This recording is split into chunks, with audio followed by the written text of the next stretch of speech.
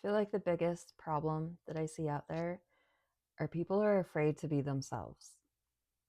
When it comes to relationships, romantically, friendships, community, work related, even a stranger at the grocery store, or any job that I may have had where I came across people that I see on a daily basis, or tourists that are constantly rotating. Oh, number two. So, number one is authenticity. Number two that popped in my head just now is fear of safety. And I think those two absolutely go hand in hand. Actually, I know they go, not I think they go. They absolutely go hand in hand.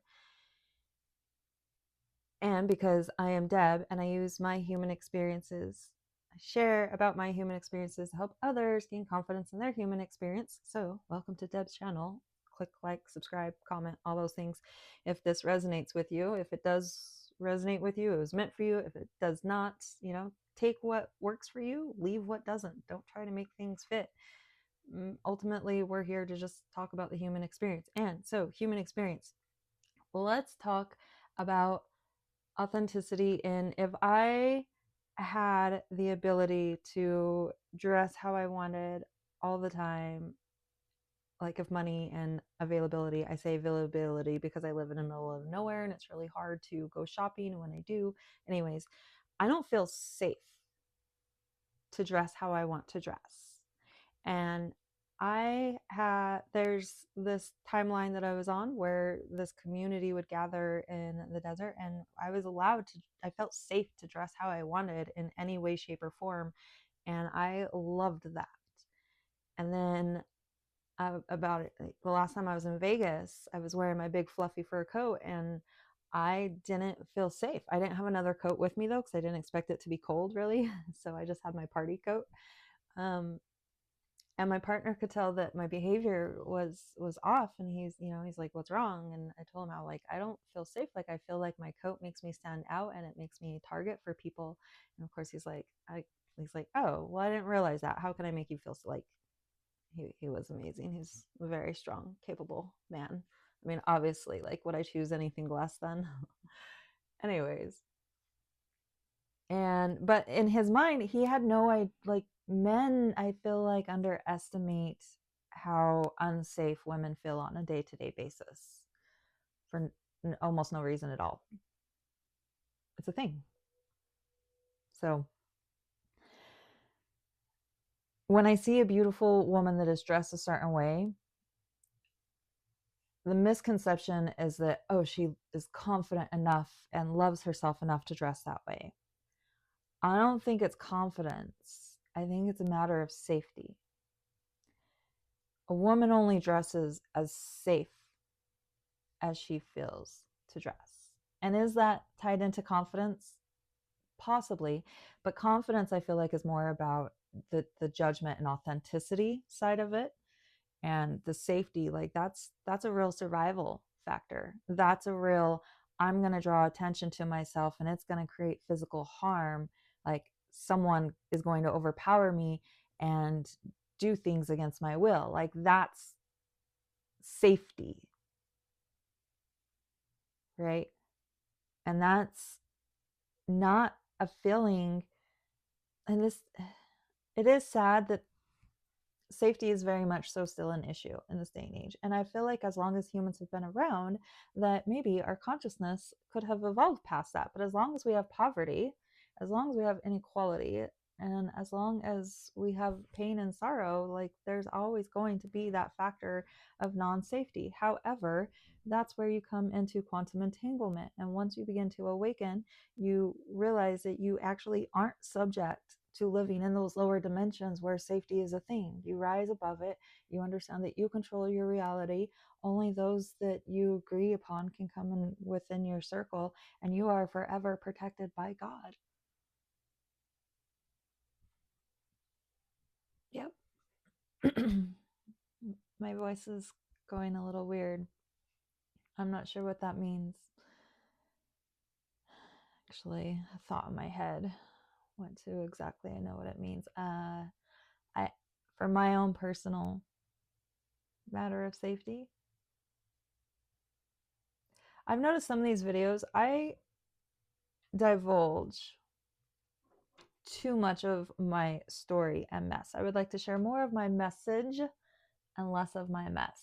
However, I do enjoy sharing my mess, and there's bits and pieces that like I feel you can only gather the fullness of the story through those bits and pieces. And I'm contemplating making those like a separate membership only video type thing. So we'll see how this develops. If that personal side of information is what you love about me, love about this channel, then that might be the direction that it will go. Otherwise, this might be more generic and more about messages, less about mess. But it's about sharing the human experience to help you with your human experience. So I don't know. Anyways, random thought. Okay, back on track. Authenticity and feeling safe. Authenticity, well, the inauthenticity also stems from the base survival instinct of safety. Because as humans evolved, we needed to fit in. We needed to be accepted by the tribe. And if we weren't accepted and didn't fit in, then we would be exiled, and that would mean most likely certain death, because that's how the world evolved, or that's how the world was for a very long time. Nowadays, that's not the case. Nowadays, you can completely isolate and have all your basic needs taken care of. And the way that technology is designed, you can even fake human interaction to the extent to where you think you're getting those needs met also. And so we've created this pandemic. Well, let's see. Scratch that last part. Basically, humans have been trained to fit in. Humans don't need to fit in anymore. We now have the ability. Okay, well, where is this going? We used to need to fit in so that we could exist within our community and have support systems and not be exiled to certain death among outside of that, right? Nowadays, we don't need to fit in to this one community. We can express ourselves as we are, and then we can, yes, there is a period of isolation because there's so much noise that period of isolation is necessary so that we can understand who we are. And then not everyone needs this. Obviously, take what resonates, leave what doesn't. And so as we isolate, then, in the way that the world works now, we can either, through following our inspired action or our passions that pop up in our body and in our soul, then we will find those communities that we can be authentic in without needing to people please or fit in for survival. Now, instead of there being one way of being that we all had to conform to, enough of us have learned how to exist outside of that we have now begun to form our own pockets. And there are now pockets out there on earth within communities where people can exist authentically and fully. And so if you feel like you haven't found that for you, then don't give up. Don't give up, because they're there, right? Like, you're born in a bubble. You're born in this small community. You're born in a family. You're born in a school. You're born maybe within a church. You're born within maybe a hobby or a way of being. Maybe you're a football family. Maybe you're a mountain bike family. Maybe you're a baseball family. Like, you're born in a way of being. And then when you become an adult through your 20s and 30s, you're like, maybe that way of being isn't actually me. Right? Your 20s, you kind of still go with it, and then your 30s hit, and then you're like, wow, yeah, maybe this isn't actually me. What is me? Who is me? And then as you start to realize that you don't maybe fit in that bubble, or that, I mean, maybe that bubble was great. Maybe you won that bubble. Maybe you're like, cool, time to move on. How can I expand? Right? It doesn't always have to be dark and gloom and depressive. That's just been my experience. I'm sharing my human experience. And so that's how I can explain it from, because my experience has not been a golden pathway. And a lot of those choices I kind of did on purpose because my higher self knew that I was going to need all this wisdom to end up here. So, anyways, we have all these different bubbles. And as you switch to different bubbles, you can realize you can be your fully authentic self. I'm pausing because I realized that I had a really good train of thought somewhere within there and it sidetracked. So, people pleasing isn't pleasing people. People like me can see right through people pleasing. And people that aren't like me, that can't see right through it, to consciously see it and be aware of it and make a decision about where you stand in their energy right away. 1111, as I said that. People that aren't aware of it feel it subconsciously. So if you seem to be inadvertently repelling people, tune into your core. Are you people pleasing? Are you masking? Are you trying to fit in somewhere where you don't belong? And let's not confuse this with seasons, okay? Like, I went through seasons where I very much so belonged there, and there was a time when it stopped resonating, and that's very sad. And you're like, wow, what's wrong? Was it even real in the first place? And yes, it was very real if you were following the passion, if you were following inspired action from God, if you were following the steps that were in front of you at that time, then yes, it was very real. But that's the thing, is learning to tune into that realness that is your intuition, that is your core values, that is your core self, that is connected to God and your higher self, that knows your path for you to follow. But you have to be willing to follow it, and you have to be willing to disappoint people. You have to be willing to put down that mask. You have to be willing to stand up for your voice, your values, and you have to know when to walk away. You have to know when energy doesn't serve you. You have to know when you're in rooms that you don't belong in, for better or for worse. Authenticity is one of the greatest gifts you can give to yourself. And inauthenticity is one of the biggest diseases that I see among people. I've been making it so over the years, I have spent times in the desert connecting with different groups of people on purpose, and also spending time alone in the desert on purpose. And I have met thousands of different people. I mean, even a million, 3 million people visit here on a yearly basis. So have I met millions of people at this point? I don't know what that looks like, but I know my energy has spread among millions. I have done the math on that. Yep. So, inauthenticity and safety. If there are two words that you can put your mind on for the rest of the day, maybe a whole week, but even just for today, maybe even just the next hour, maybe just while you get ready, maybe while you just drive to work, because your day's going to get crazy and you're going to forget. But authenticity and safety, what do those mean to you? How can you embody them both a little bit more? And if you don't feel safe, then why not?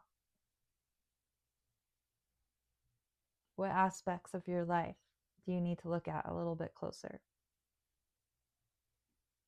What aspects of your life can you bring God into a little bit more to help you feel that safety, so that you can be your full authentic self? Because that's what more of the world needs. The more people that we have that are authentic, that are tapping into their dream life and creations, the more systems that we can put in place to help override the old systems. Think of technology. How many times have you had to get an old phone or something, not because it necessarily stopped working, but just because it got outdated? right? Old systems are outdated. New systems are based on authenticity, love, and safety. Look at the current systems. Do you think they reflect those? I don't see a reflection of it. I see it wanting everyone to be the same with conformity. I see it having zero say, like it's full of threats. It's full of do this or else. It's full of what you want and how you are with your life doesn't matter. You have to show up specific times, specific days, no matter what's going on. I see it's the systems in place are not of love. There's not there's not equality in it. There's not the mutual benefiting extremities. Have you ever noticed how governments and businesses always have the money to do all the things that they need to do whenever they need to do it, yet homes with children go without for the entirety of a child's life? I cannot tell you how many children I have seen cross the threshold of 18 years old being completely like there's still just like a little 3-year-old that hasn't been taken care of. They're still waiting for the adult to step in and give them what they need. And now they're an adult and now they're never going to get that. Can you imagine the problems that that's creating in society? Because that's the truth of what this way of being, of treating governments and corporations like end all be all. I don't know what structure they have financially to reach the level that they can, that they always have the money to do whatever they want to whatever extent that they want. Like, oh, $1 million here, $1 million there, billions. Like, and oh, it's we don't have the money to value our employees, but we have the money to waste money on this or that. Like, that's not of love. If you've ever managed the money of a household from the viewpoint of love for your children, you will see that these systems in place are not of love, and it's time to override them. It's time to design new. I may not have the power to do that. I may not have the creation to do that, but I do have the voice to inspire those that do to do that. And at a point with digital content, like I'm not a digital marketer. I don't do that. I got off Instagram because that requires a lot of marketing and a lot of funnel work, and that's just not me. I've been trying to do that for years. Not really. It's like I've had 3 different computers crash on me. Everything's on my phone. Everything that I want to do, I'm like, I would love a computer and a station, but that's just not what it is right now. What it is right now is a voice to inspire the people that have the skills, have the resources, have the connections, have the brain power to replace the systems that need to be replaced. So if you're watching this, that means you. I don't know who you are. I don't know what sector you're in. I don't know what kind of soul you have, but you're connected. You are meant to help do this. Let me know below who you are. What sector are you in? I am so curious. What did I just inspire to bloom and to grow to help bring in the new earth, a new way of being that we all deserve, and our children deserve, and our grandchildren deserve? Have you met fun, happy humans? Like, it's fun to be fun and happy and peaceful. We don't need to be depressed all the time and worried all the time and stressed all the time. Like, I don't know what paradigm or thought pendulum that is, but like, it's time to not be there.